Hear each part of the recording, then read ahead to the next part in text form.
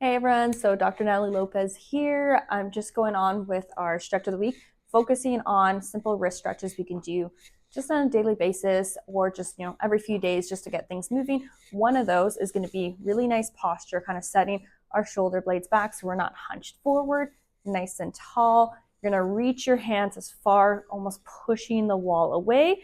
And then in this extended position of your wrist, you're going to bend your fingers, rotate as much as you can, coming back forward, and then try to open and stretch. So this one is kind of more of a minor stretch, but it's a really good way to make sure the tendons in your hands essentially are moving well. So they really start along your forearm, but they go into your hand. So this is a really good way to make sure we're gliding really well with these tendons and just kind of giving our fingers some love throughout the day. So it's super simple. I would say things to be mindful of is slouching through here and trying to stretch out.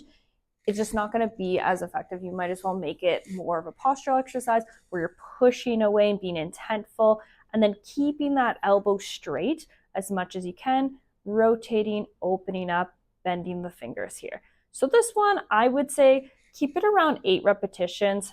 It's actually quite easier side of doing things. This is just kind of more of like a maintenance on our hands. All right, give it a shot.